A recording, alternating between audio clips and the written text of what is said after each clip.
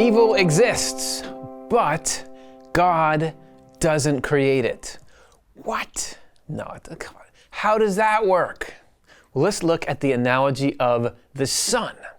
The sun cannot create darkness or cold. It is light and heat. Light and heat are constantly shooting out from the sun. But there are situations in which that light and heat are being blocked or not being received. So I'm outside and it's daytime, but it's cold. Is this because the sun is withholding its heat? No, it's just because this part of the earth is turned away from the sun, so its rays aren't hitting it at as direct an angle, so you don't get that warmth that we feel in summertime, and it creates these conditions where plants and leaves and flowers can't grow. It's the same thing with the sun's light. If you look behind me, I'm creating a little patch of darkness, and I can get in the way so that this plant no longer has the light that it needs. A couple hours from now, it's gonna be nighttime, and there will be no light anywhere. Is that because the sun said, I don't want to give any light to this patch of the earth? No, it's just because the curvature of the earth gets in the way of the sun. The sun is still as bright and as hot as ever. Coldness and darkness have everything to do with what's going on the receiving end. We talked in lesson 1 about the raw materials of creation. Physical reality has raw materials. The light and heat from the sun are crucial raw elements. Spiritual reality also has raw materials or elements. Let's look at the most fundamental of all raw materials, the divine love and wisdom, or divine heat and light, coming out from God. There's something Swedenborg saw in the spiritual world that he calls the spiritual sun. It's the first emanation that comes out from God, the Creator. Divine love and wisdom constantly flow out of the spiritual sun as spiritual heat and spiritual light, providing the fundamental substances and patterns of all of creation. A couple of quotes about that. In the spiritual world, divine love and wisdom look like a sun. Told you. The first substances come from the spiritual sun, which is from the Lord and is where the Lord is. That sun itself is therefore the only substance. And since it is not in space, it is totally present in everything, in the largest and the smallest components of the created universe.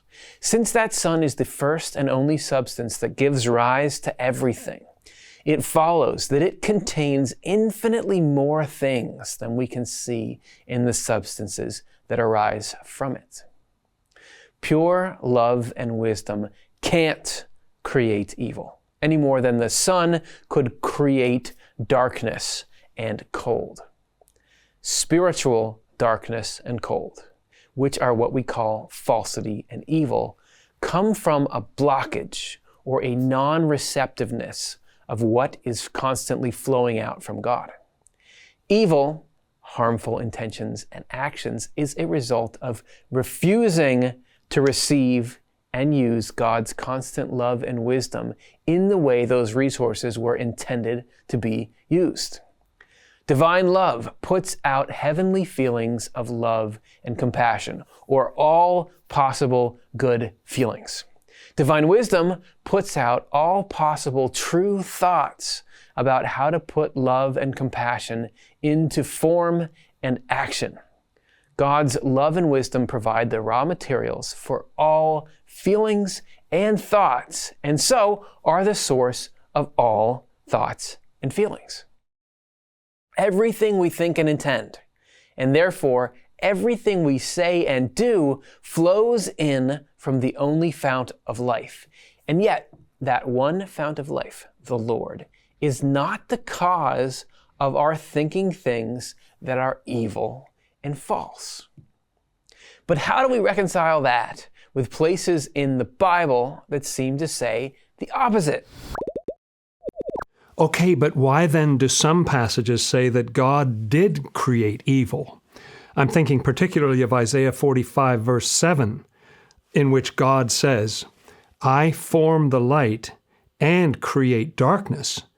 I make peace and create evil. I, the Lord, do all these things. Well, that certainly sounds as though God does create evil.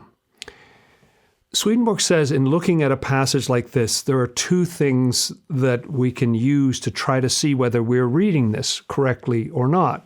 One is to compare it with other passages in the Bible, because the idea is that there's underneath it all a coherent message that goes from one end to the other. And secondly, does it make sense? Does that make sense to you? So let's look at other scriptures. Well, you have the creation story. There's a creation story right at the beginning of Genesis. Does God create evil? Well, it doesn't say God creates evil. Does he create darkness? Does he say, let there be darkness? No, he says, let there be light. Darkness is mentioned, but everything that God creates is positive and good. And I'm also thinking about the parable in the New Testament of the wheat and the tares. You probably know this one, and tares are another word for weeds.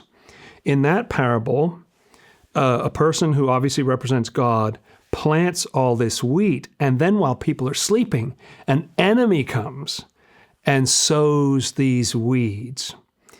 So if the message of the Bible from one end to the other was that God created evil, why wouldn't you say that there? Why say an enemy planted those weeds? It makes more sense that God didn't create evil.